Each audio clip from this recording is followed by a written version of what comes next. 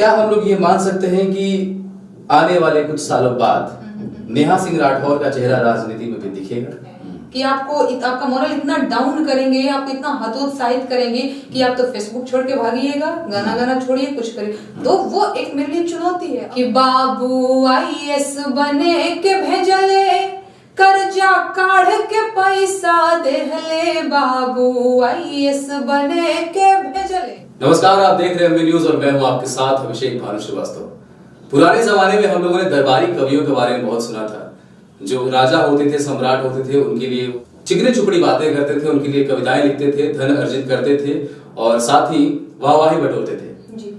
साथ में उसी समय कुछ ऐसे भी कवि होते थे जो जनता की आवाज को लेकर बात करते थे, जनता के मुद्दों, उनके सरोकार की बातें करते थे। जैसे सिंहासन खाली करो कि जनता आती है, दिनकर ने लिखा है, बहुत ही प्रभावी कविता है। वैसे ही 21वीं सदी में हमारे साथ एक बिहार की बहुत मशहूर लोक गायिका कह सकते हैं, क्योंकि जिस तरह से इन्हें इन एक साल के अंदर जो देखा गया, जिस तरह से मुद्दे लेकर आ रही है, सरकार को घेर रही है, अपने विकास के मुद्दे पर घेर रही है, चाहे उनकी जो भी नीतियां हैं, जो बेरोजगारी को कहीं बढ़ावा दे रहे हैं, उसके ऊपर बात करती हैं। नेहा जी हमारे साथ हैं, नेहा सिंह राठौर, आपका बहुत बहुत स्वागत है हमारे चैनल पर। शुक्रिया। एमबी न्यूज के दर्शकों को भी मेरी तरफ से ढेर सारी नए वर्ष, आने वाले नए वर्ष की शुभकामनाएं। जी, तो सबसे पहला मेरा सवाल आपसे ये होगा नेहा जी, कि बिहार में क्या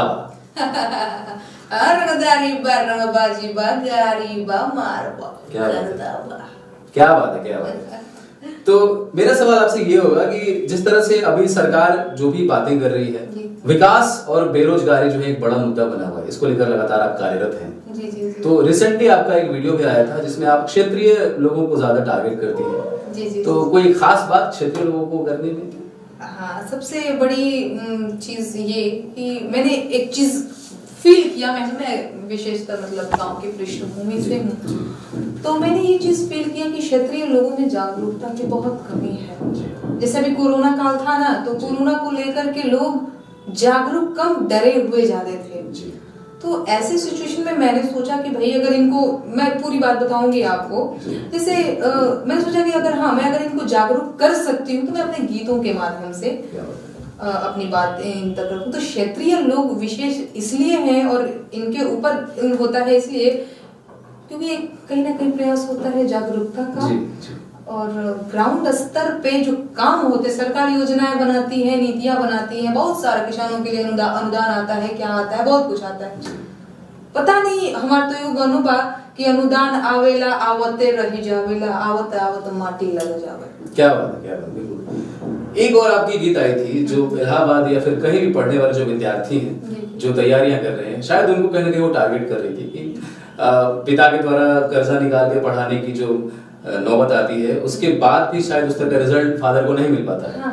इसके ऊपर आपने एक कड़ा प्रहार किया था, वो क्या था? कुछ लाइनें अगर गुनगुना दे आप। श्योर। वो गाना कुछ ऐसे था कि बाबू आईएएस बने के भेजले, कर्जा काढ़ के पैसा देहले, भैया बाप के सपना डुबा के उल्टा सवाल कैले हो, गर्दा कमाल कैले हो, यूनिवर्सिटी में ले एडमिशन, लड़ी है छात्र संघ इलेक्शन, पूरे शहर में गजबे के भौकाल कैले हो, गर्दा कमाल कैले।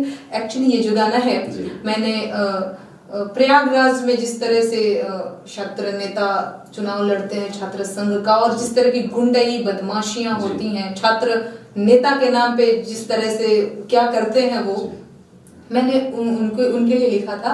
तो बड़ा ये जो कह रहे हैं लफड़ा और विवाद वाली बात, तो इलाहाबाद विश्वविद्यालय के लड़कों ने, छोटे भाइयों ने अपने ऊपर बड़ा व्यक्तिगत रूप से ले लिया। जी, इसका विरोध हुआ था शायद, हमने सुना। हाँ, खूब विरोध हुआ, खूब गलत तरह की टिप्पणियां आई, लेकिन मुझे पता, मैंने उनको बताया, मैंने बयान दिया कि जैसे भ्रष्ट नेताओं की आलोचना लोकतंत्र की आलोचना नहीं है, वैसे ही विश्वविद्यालयों के मठाधीशों की आलोचना विश्वविद्यालय की आलोचना नहीं है। और मैंने नहीं कहा कि इलाहाबाद विश्वविद्यालय में, तो कह रहे देश के तमाम विश्वविद्यालय के मठाधीशों की वही स्थिति है। पढ़ाई के नाम पे पैसा बाप माई दे रहा है, गेहूं बेच के, रहिला बेच के, ला बच्चों पढ़े जाइए, उधर जाके 2000-3000 में तो तुम कहाँ से भैया ब्रांडेड तुम जीन्स पहन रहे हो? जी बिल्कुल।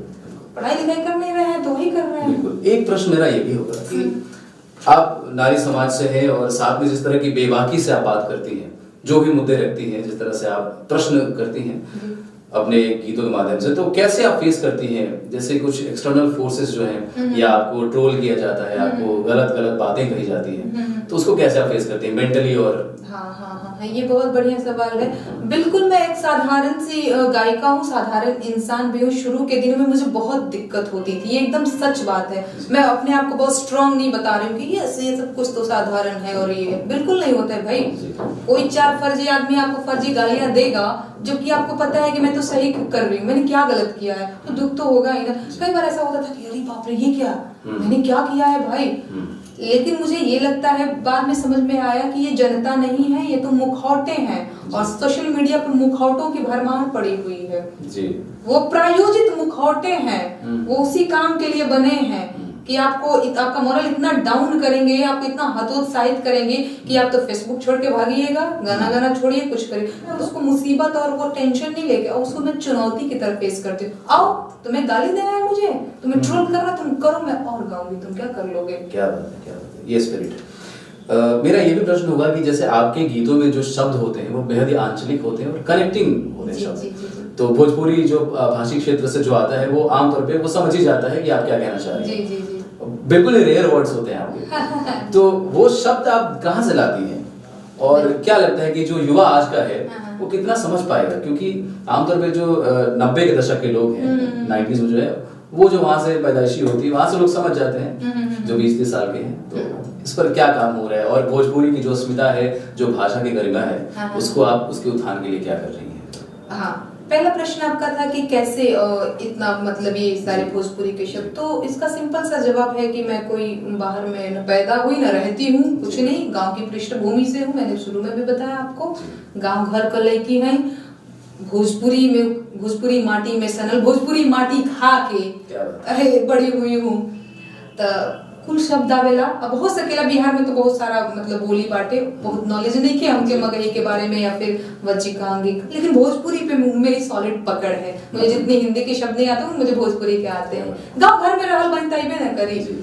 और एक रही बात कि युवाओं के लिए, और युवा क्या करते हैं, मतलब मेरे गीतों से कितना इंस्पायर हो सकते हैं, ये तो मैं नहीं जानती। ये तो आजकल युवाओं का एक बड़ा नौटंकी हो गया है कि मुझे भोजपुरी नहीं आती, और लड़कियों में ये खास देखेंगे भोजपुरी बहुत गंदा होता है। काहे गंदा होता है? तुमने गंदा बनाया उसको, तुमने गंदा नजरिए से देखा, तुमने 2-4 गायकों को सुन लिया, बस गंदा हो गया।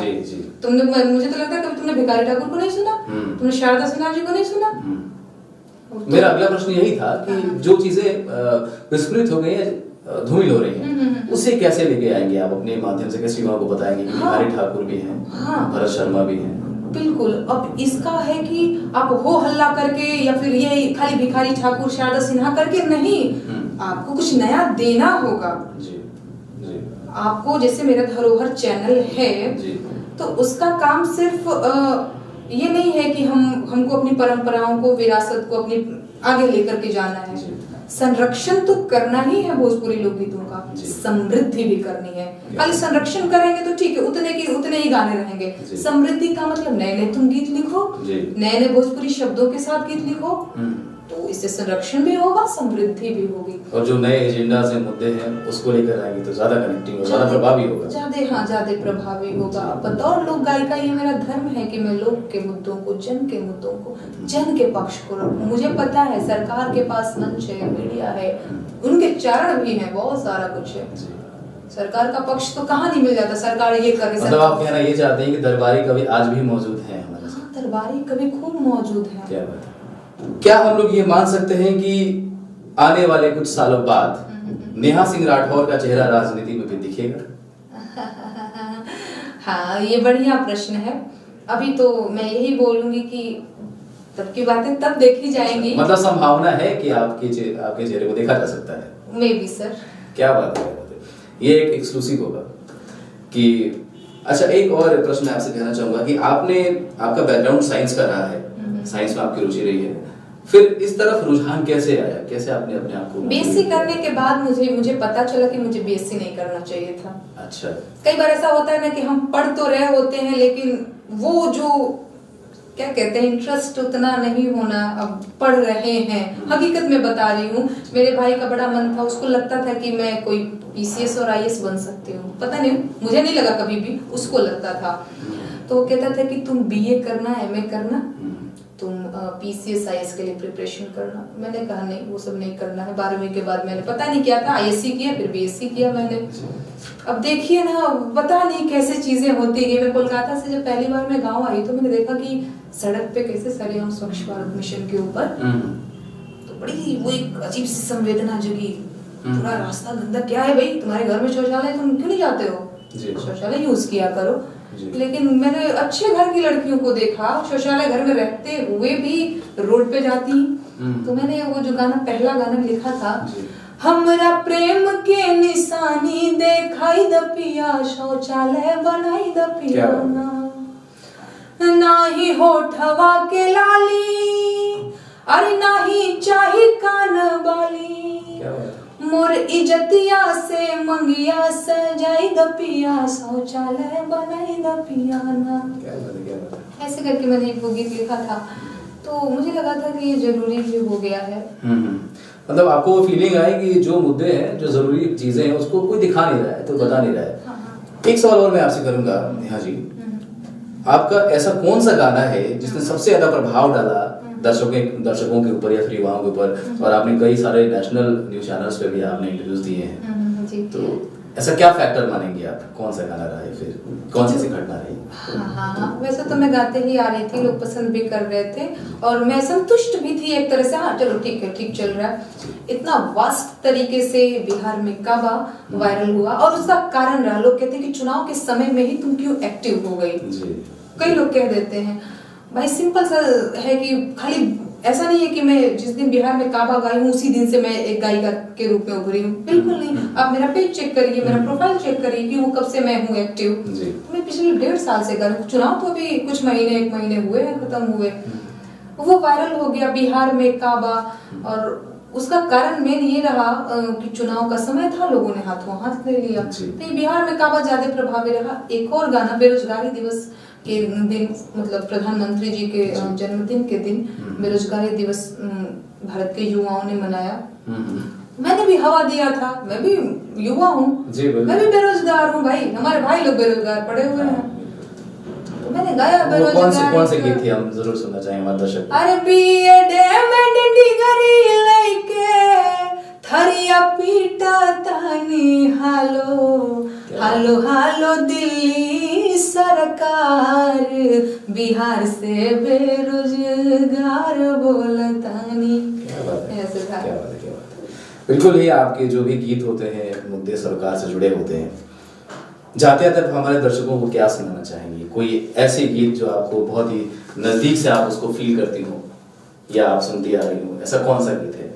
अब वैसे तो सारे ही गीत मुझे पसंद है, लेकिन एक गीत कोरोना काल में जब वो बड़ा एक फोटो वायरल हो रहा था, एक प्रसूता औरत जिसने एक सड़क के किनारे एक बच्चे को जन्म दिया था, और फिर 150-60 किलोमीटर की दूरी पैदल यात्रा, मतलब एक प्रसूता है वो और इसके बावजूद भी तो वो क्या उसकी भाव रहे होंगे, उसको मैंने खुद से ही लिखा हुआ है, सोहर है, मैं सुनाती हूँ, ये मुझे अच्छा भी लगता है।